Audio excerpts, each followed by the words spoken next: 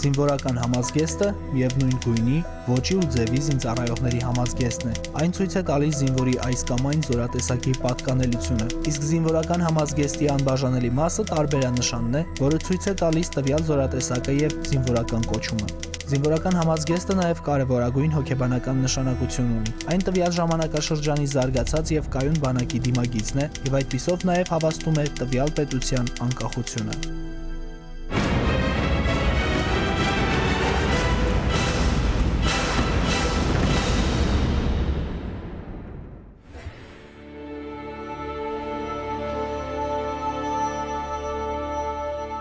Հայկական լեռնաշխարհը հարուստ լինելով մետաղական հանքերով հնագույն ժամանակներից հայտնի է եղել զինագործության ասպարեզում։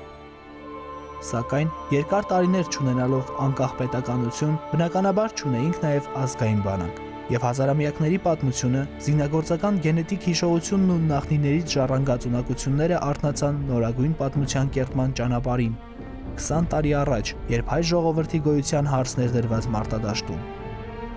Դա Արցախի ազատագրական պայքարն էր, որի արդյունքում ստեղծվեց նորանկախ պետության Հայաստանի 3-րդ հանրապետության ազգային բանակը։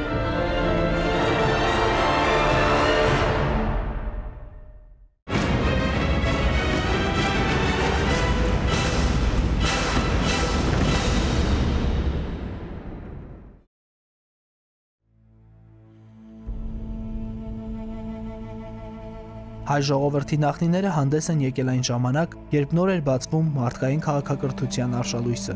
Ստեղծելով իր պետականությունը, հայ ժողովուրդը տասնյակ դարերի ընթացքում պատերազմներ է մղել իր քաղաքական անկախության համար։ Այդ պատերազմները Հայաստանում ունեցել են շատ սուր եւ երկարատև բնույթ։ Բազմաթիվ նվաճողներ աշխատել են իրենց տիրապետությունը հաստատել Հայաստանում, իրենց նվաճողական պատերազմները հարևան երկրներում դյուրին կատարելու համար։ Այդ պատերազմները այս կամ այն չափով ազդել են ռազմագիտության եւ ռազմական արվեստի զարգացման վրա։ Օրինակ, անկարելի էր դիմադրել, երբեմն նույնիսկ պարտության մատնել աշխարհասասան Հռոմին, եթե Հայաստանում ստեղծված չլինեին տնտեսական բարենպաստ պայմաններ հզոր բանակի ստեղծման, սպառազինման, հանդերձավորման եւ մատակարարման համար։ Հին Հայաստանին բնորոշ էր այն, որ այդ ժամանակ հայոց բանակը զինված չէր պաշարողական տեխնիկական միջոցներով, քանի որ պատերազմների բնույթն այլ է եղել։ Հայաստանը սկզբնական շրջանում պատերազմներ է վարել միայն իր ժողովրդի ազատությունը եւ երկրի անկախությունը պաշտպանելու համար։ Նա չի վարել հարձակողական ու նվաճողական պատերազմների քաղաքականություն։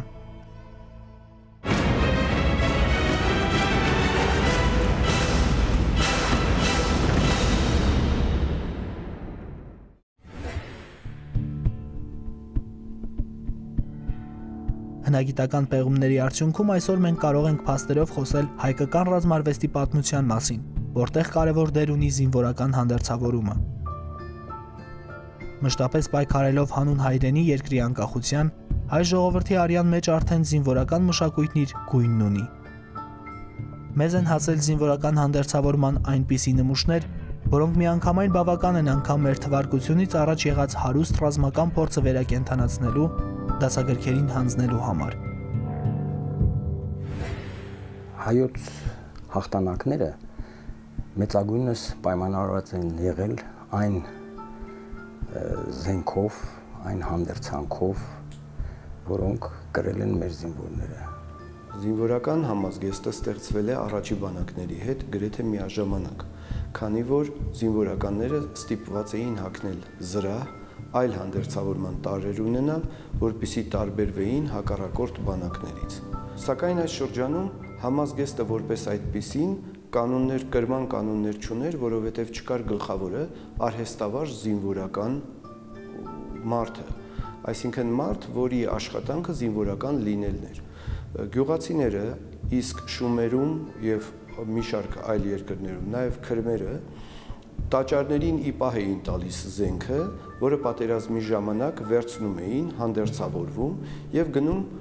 պատերազմելու։ Պատերազմից անմիջապես հետո նորից վերադարձնում էին տաճարների, ամբողջ սպառազինությունը պահվում էր տաճարներում։ Կարևոր է նշել, որ այսպես կոչված մունդիր, համազգեստ հասկացությունը Հայաստանում մինչև նորագույն ժամանակները գործնականում գոյություն չի ունեցել։ Հնագույն ժամանակներում մարդիկ ուղղակի զրահավորվում էին, երբեմն նույնիսկ զրահավորելով ձիերին ու փղերին։ եւ համազգեստով կամ պարզապես իրենց հագուստով աչքի ընկնելու կամ տարբերակվելու որևէ անհրաժեշտություն չէր կարող լինել։ Քանի որ հայկական լեռնաշխարհը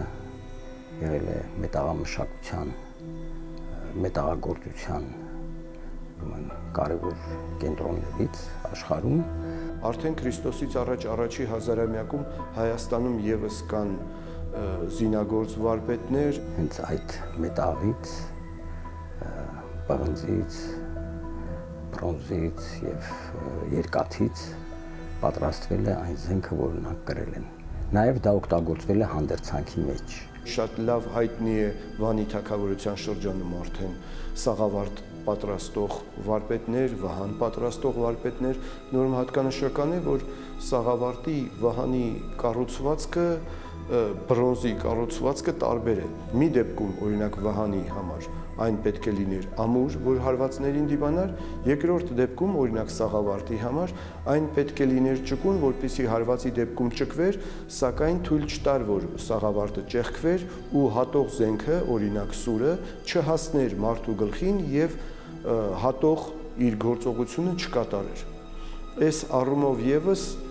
արդեն ի հայտ է գալիս մասնագիտացում, որը շատ հստակ է հայկական լեռնաշխարհում առնվազն Քրիստոսից առաջի հազարամյակի սկզբից։ Մարդկության պատմության մեջ հազարավոր բանակների կազմավորման ընթացքում խնդիր է առաջացել դրանց արդյունավետ ղեկավարման համար։ Հրամանատարները միշտ էլ ցանկացել են կռվի դաշտում յուրայիններին տարբերել թշնամիներից։ Ինչպես նաև կարևոր էր զորքի իրավիճակը գնահատել։ Դրան կարելի էր հասնել միևնույն գույնի ու ոճի համազգեստ ունենալու շնորհիվ, այլ խոսքերով ասած, բանակին հարկավոր էր միօրինակ տեսք տալ։ Առավել քան երբևէ անհրաժեշտ դարձավ զորքերի հանդերձավորումն այն ժամանակ, երբ պատերազմի դաշտում առաջացավ այսպիսի մի սկզբունք. պատերազմում են ոչ թե բանակները, այլ պետությունները։ Դրանից հետո հարկավոր էր նաև ինքնատիպ ու յուրահատուկ հանդերձավորմամբ յուրայիններին առանձնացնել ոչ միայն թշնամիներից, այլև խաղաղ բնակիչներից։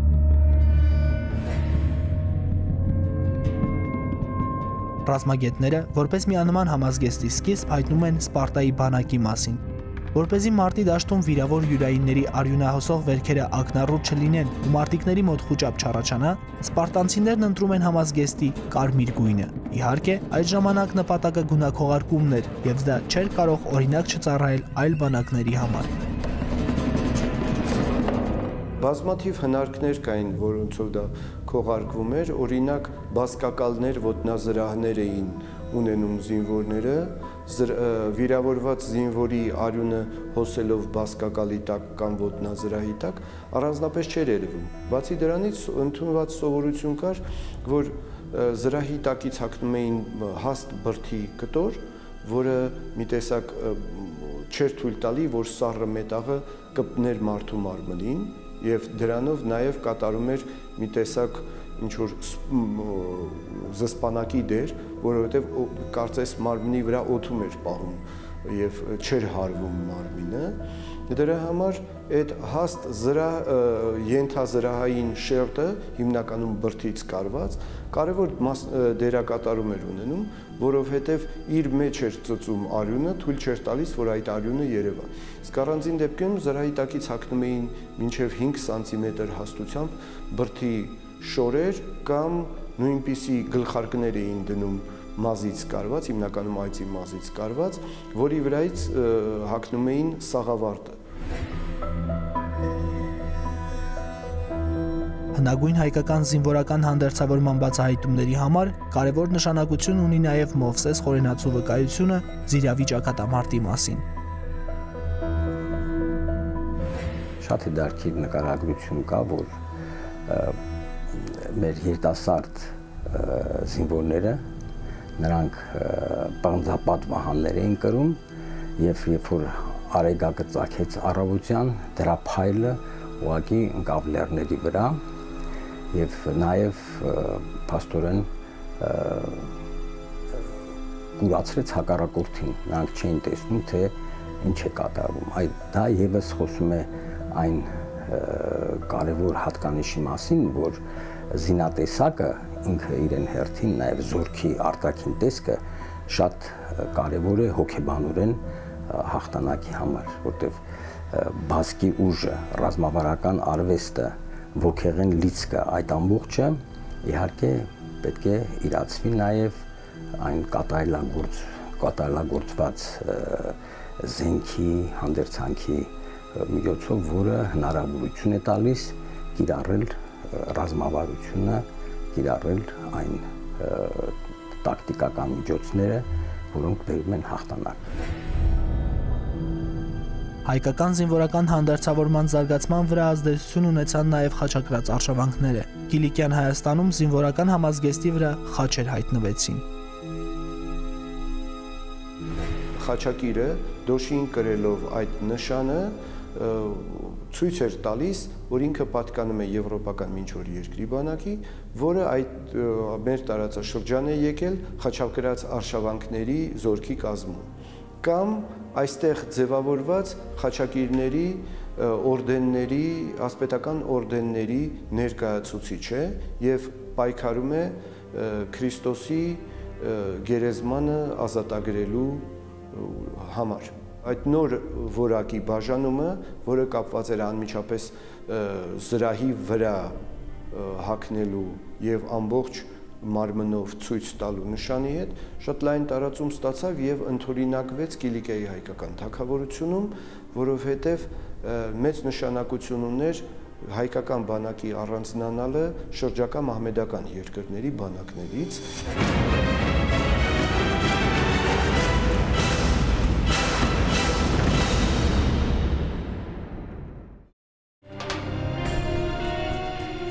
Առաջին մանուֆակտուրաների զարգացմանը զուգահեռ կամաց-կամաց ի հայտ եկավ զինվորական հանդերձավորումը ժամանակակից իմաստով ու ամենից առաջ Եվրոպայում։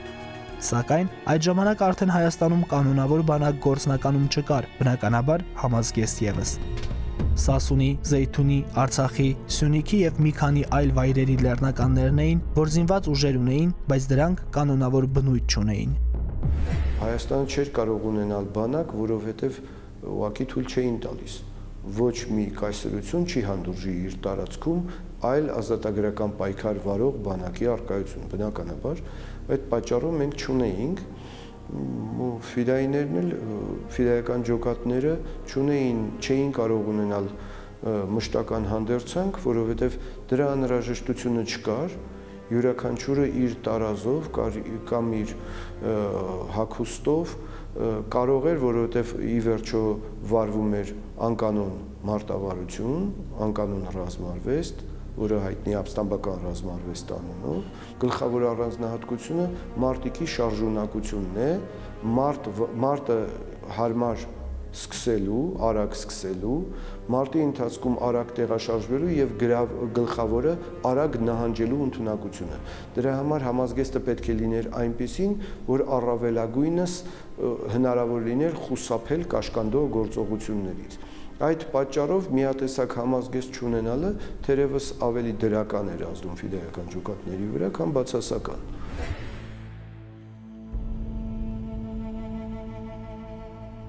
Անգամ այդ ծանր տարիներին, չունենալով կանոնավոր բանակ, հայերն ստիպված էին ինքնապաշտպանական մարտեր մղել, պայքարում էին ով ինչպես կարող էր, ինքնաշեն զենքերով։ Ահա այդ տարիներից մի նմուշ։ Սա Աբելիթոփն է, որը պատրաստվել է 1914 թվականին։ Այս ինքնաշեն թնդանոթի փողը ձեռքից ձեռք է անցել անցյալ դարասկզբին։ Պատմում է Աբելի որդին Սարիբեկը, ով մասնակցել է դրա պատրաստմանը։ Հայրս քաջ մարդ էր եւ լավ դարբին։ 1914 թվականին Մասսի փեշերին քրդերը եւ թուրքերը հաճախ էին նեղում մեզ։ Այդ ժամանակ հայրս որոշեց գյուղը պաշտպանելու համար մի թնդանոթ սարքել։ Ես 14 տարեկան էի եւ փուքս էի փչում, որ երկաթը հալենք։ Հայրս իրար մեջ հագցրեց մի ծայրը փակած 3 երկաթե խողովակ եւ դրանց արանքները հալած արճիճ լցրեց։ Դա թնդանոթի փողն էր, որի վրա մի փոքր անցքեր արված պատրույգի համար։ Աբելիթոփը գիշեր-ցերեկ կանգնած էր Սարիբաբա կոչված բլրի գլխին, փողը դեպի փոքր Մասիս, որտեղից հաճախ էին հարձակվում քրդերը եւ թուրքերը։ Թոփի ձայնն այնքան ահարկու էր, որ սարսափի մեջ էր պահում թալանի ու կոտորածի սովոր թշնամիներին։ Եվ արդեն դասական իմաստով մունդիրը համազգեստը կիրառվեց միայն Հայաստանի առաջին հանրապետությունում։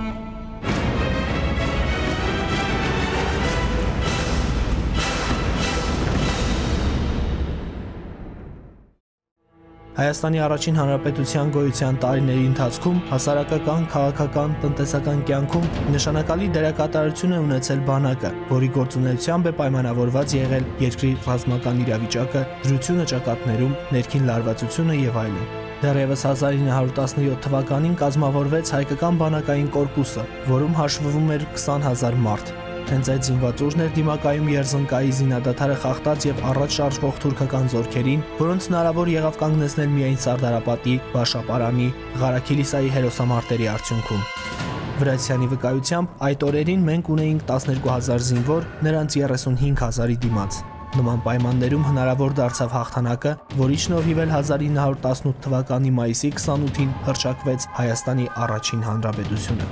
Նորաստեղծ պետության ձևավորած կառավարությունում 5 նախարարություններից մեկը ռազմականն էր։ Հասկանալի պատճառներով առաջին հանրապետության զինվորական համազգեստը ընդամենը առաջին աշխարհամարտի վերջին շրջանի ցարական բանակի համազգեստն էր, սակայն ազգային տարբերանշաններով։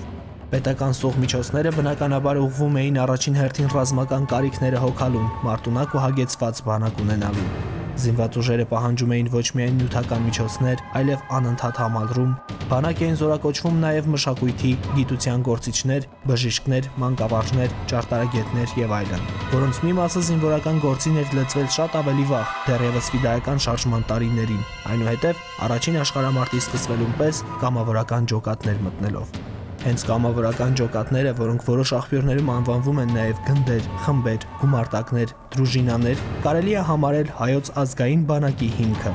Հայկական կամավորական խմբերից յուրաքանչյուրում կար ոչ ավել քան 500 մարտիկ։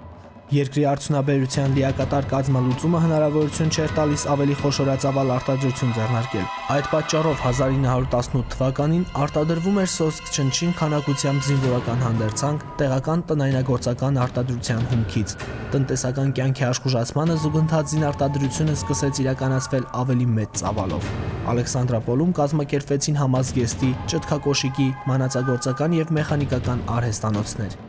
1920 թվականի մայիսից բանակի սպառազինությունն ու հանդերձանքը հիմնականում ստացվում էր դաշնակից ստերություններից։ Երբ Հայաստանը մտավ Խորհրդային Միության մեջ, բռնություններ սկսվեցին նաև ռազմական գործիչների նկատմամբ։ Թեև ըստ համաձայնագրի հրամկազմն արդեն նախկին Հայաստանի բանակի կատարած գործողությունների համար պատասխանատվություն չէր կրում, բայց մոտ 1400 սպա աքսորվեցին Ռուսաստան։ Այդ ամենից հետո սպաների մի մասը մտավ Կարմիր բանակի շարքերը, սերնդեսերունդ փոխանցելու ռազմական ունակություններն ու կարողությունները։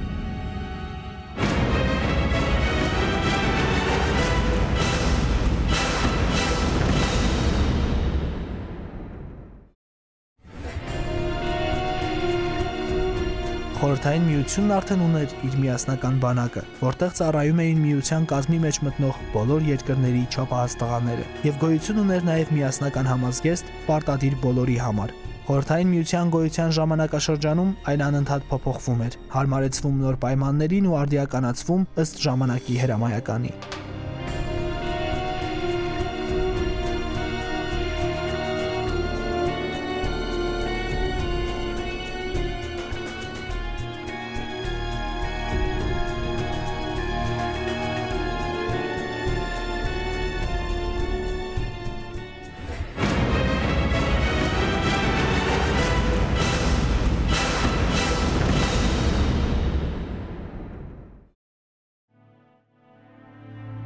Քսաներորդ դարավերջին հայ ժողովրդի լինելիության հարցն առավել քան երբևէ վտանգված էր։ Փլուզվում էր երբեմնի հզոր խորհրդային կայսրությունը։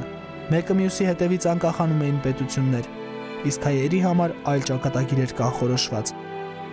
Պայքարել հանուն ազատության, հանուն սեփական հողում ապրելու արդարացի իրավունքի վերականգնման։ Մի ազգ, որը հազարամյակների պատմություն ուներ, հզոր կայսրությունների ահ ու սարսափ բանակ ուներ, ստիպված էր այժմ անկանոն մարտերով, ինքնաշեն զենքերով ու առանց համապատասխան հանդերձավորման պայքարել հակառակորդի կանոնավոր բանակի դեմ, կռվել, պատերազմել ու արյամբ կերտել իր նորօրյա պատմությունը։ կարելի ասել համազգեստը ստանում էր ջոկատային տարբերակիչ հատկանիշ։ Սա այդ Արցախյան պատերազմի շրջանի առաջի շրջանի հատկապես յուրահատկություններից մեկն էր։ Երկրորդը այն էր, որ այդ որոշակի համազգեստի վրա որոշակի տարբերանշաններ կան, ինչպես ասենք Արաբոյի ջոկատը այդ սև համազգեստ էր հագնում եւ իր վրա որոշակի գծագրումով նշաններ կան, այսինքն յուրաքանչյուր ջոկատ աշխատում էր որևէ բանով առանձնանալ, այնուհետև հաջորդ աստիճանը արտահայտվում էր, երբ ասենք ջոկատը դուրս էր գալիս մարտական գործողությունների, համազգեստից ավելի կարևորվում էր այդ համազգեստի վրա որոշակի նշան անելա, դա խաչ կլներ, կարմիր թևկապ կլներ, սրա իմաստը ինչն էր, որպեսզի մերձամարտի ժամանակ բլիժնի բոյի մի ջոկատի մարդիկ իրար չխփեին, դուք պատկերացրեք աղջամուղջին կռիվ է գնում կամ մյուս այդ ամբողջ հրետակոծությունների մեջ, ինչպես կլիներ, եթե միայն պարզ գունային համազգեստ լիներ, վերջիվերջո հակառակորդն էլ կարող էր նույնը հակնել եւ այստեղ համազգեստից ավելի կարևոր էր դառնում համազգեստի վրա տարբերակիչ մի հատկանիշ ունենալը, որպեսզի մարդիկ իրար չխփեն, երբ որ ասենք ճակատի գծերը խառնվում էին։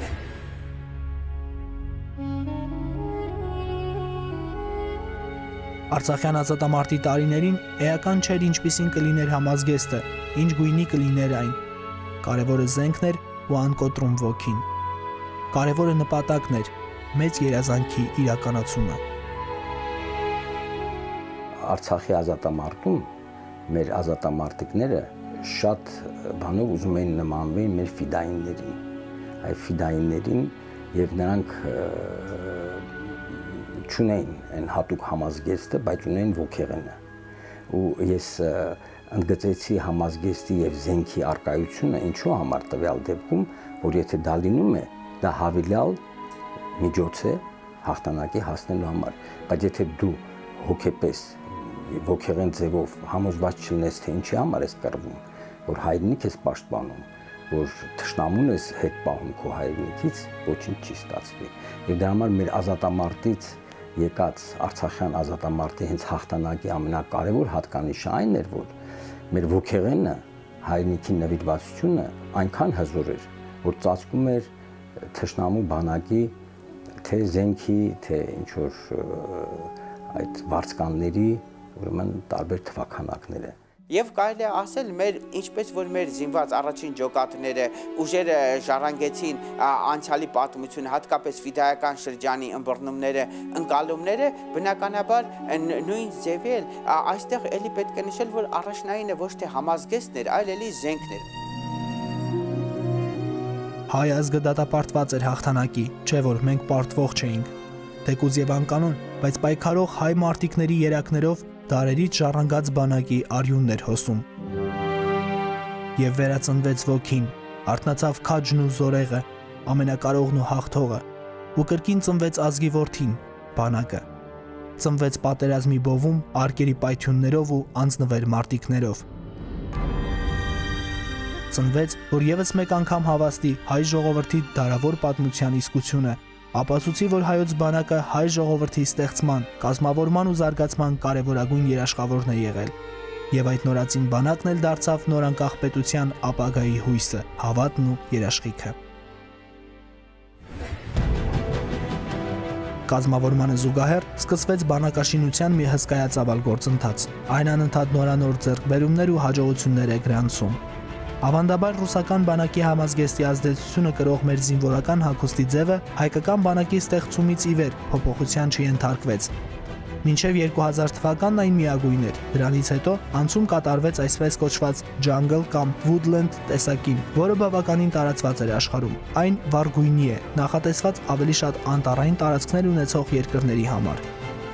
Բանակաշինության գործընթացում իր ուրույն տեղն ունեցավ հայկական զինվորական հանդերձավորում ստեղծելը, հարմարավետ, ինքնատիպ ու ժամանակակից։ Եվ այդպիսին դարձավ Հայաստանի Հանրապետության զինված ուժերի զինծառայողների նոր դաշտային համազգեստը գերժամանակակից թվային կամուֆլյաժով։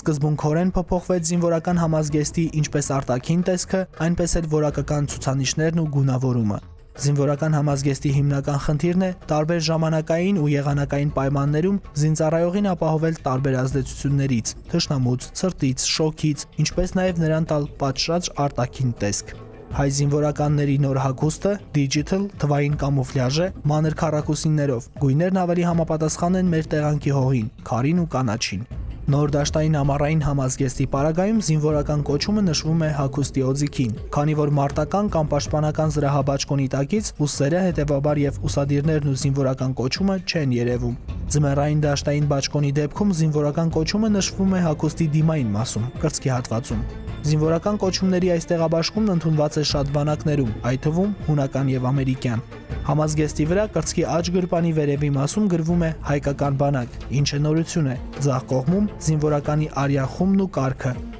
Դաշտային համազգեստի գրպաններին տրվել է որոշակի թեքություն, որպեսզի ավելի հեշտ լինի դրանցից օգտվելը։ Ներքևի գրպանները հանվել ու տեղափոխվել են թևերի վրա, արդյունքում նաև տնտեսվել է 13 սանտիմետր կտոր։ Զինվորական հագուստի վրա ոչինչ պատահական կամ հենց այնպես չի արվում։ Ամեն գրպան ունի իր կոնկրետ նշանակությունը։ Նախատեսված է անհատական վիրակապերի, դեղատուփերի, ջրի, վարակազերծման միջոցների եւ այլնի համար։ Նոր համազգեստի կտորի կեսը բամբակ է, մյուս կեսը նեյլոն, ինչի շնորհիվ համազգեստն արտուկելու կարիք չի զգացվում։ Դիմացկուն է։ Կտորը Պաշտպանության նախարարությունը ձեռք է բերում Չինաստանի պետական հենց այն գործարանից, որը նյութերի նույն հարաբերակցությամբ կտոր է մատակարարում նաև չինական ու ամերիկյան բանակներին։ Համազգեստը կարվում է Հայաստանում հայտարարված մրցույթում հաղթած քաղաքացիական կազմակերպությունների կողմից։ Պաշտպանության նախարարությունը տրամադրում է կտորը, մորթին եւ աստառը։ Նոր կտորի դիմացկունությունն ստուգվել է արտերկրում անկախ լաբորատորիայի կողմից, իսկ մինչև հաստատվելը մշակվել ու պատասխանատուների քննարկմանն է ներկայացվել համազգեստի մի քանի տարբերակ։ Ներկայումս կարվում է 19 չափի ու հասակի հագուստ, միջին հայ զինվորը կրում է 50 չափի 3-րդ հասակի հագուստ, ինչը համապատասխանում է 170 սանտիմետր հասակով եւ 100 սանտիմետր կրծքավանդակով մարդուն։ Կոշիկի դեպքում գերակշռող է 41 չափը։ Զինծառայողների տեղական արտադրության ճտկավոր կոշիկները փոփոխություն չեն կրելու։ Դրանք պատրաստվում են տավարի հատուկ ջերմամշակված կաշվից, յուֆտից, ճտքերը արհեստական կաշվից։ Կոշիկը հավաքվում է բնական կաշվից ներբանի վրա, եւ քանի որ ոչ մի սոսինց հատուկ մշակված կաշին չի պահում, այն մեխվում է, բացառելով կոշիկի առանձնացումը տակի մասից։ Ամրացվող մեխերն էլ ծալվում են այնպես, որ ոչ մի դեպքում զինվորի ոտքերը չվնասվեն։ Փոխվել է նաև հայ զինծառայողի գոտին, ազատվել են ավանդական ճարմանդից։ Կիրառվում են ճոպանի ամրության գոտիներ, որոնք կեռիկներով իրար հետ միանալով անհրաժեշտության դեպքում վերածվում են նաև ամուր պարանի։ Իր ձևով, սակայն կատարելապես համապատասխանելով մեր ազգային բանակին, անփոփոխ մնաց սպայական ամենօրյա համազգեստի ձևն ու կառուցվածքը։ Կրտսեր սերժանտ, սերժանտ, ավակ սերժանտ, ավակ, ենթասպա, ավակ ենթասպա, լեյտենանտ, ավակ լեյտենանտ, կապիտան, մայոր, փոխգնդապետ, գնդապետ, գեներալ-մայոր, գեներալ-լեյտենանտ, գեներալ-գնդապետ։ Կուրսանտների ուսադիրների վրա գրվում է մեծատար Կ տառը։ Ամառային դաշտային համազգեստ ժամկետային և պայմանագրային սերժանտ զինծառայողների համար։ Ձմեռային դաշտային համազգեստ ժամկետային և պայմանագրային սերժանտ զինծառայողների համար։ Ամառային դաշտային համազգեստ գեներալների համար։ Ձմեռային դաշտային համազգեստ գեներալների համար։ Ամառային դաշտային համազգեստ կին զինծառայողների համար։ Ձմեռային դաշտային համազգեստ կին զինծառայողների համար։ Ամենօրյա ամառային համազգեստ կին զինծառայողների համար։ Ամենօրյա ամառային համազգեստ երկարաթե վերնաշապիկով, սպայական կազմի համար։ Համազգեստը կարճաթե վերնաշապիկով։ Այս տեսքն ունի ամառային տոնական համազգեստը։ Ամենօրյա աշնանային համազգեստ սպաների ենթասպաների համար։ Ամենօրյա ձմեռային համազգեստ վերարկուով, սպաների և ենթասպաների շարքի համար։ Ամենօրյա ձմեռային համազգեստ վերարկուով գեներալների համար։ Տոնական ամառային համազգեստ գեներալների համար։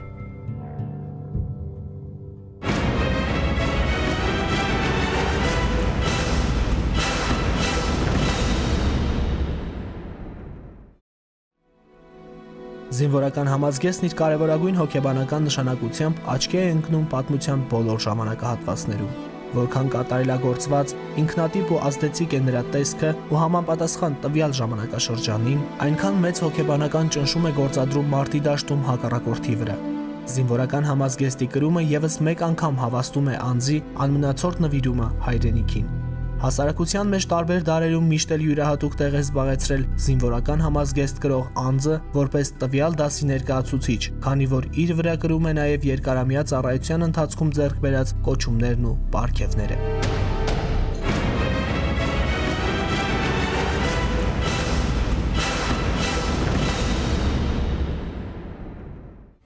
Մեր հաղթանակները կերտվել են մեր ոգեղեն արժեքների ամենաբարձր որակների վրա։ Ինքը զինվորն է զարդարում այն համազգեստը, որը նա կրում է, որտեղ եթե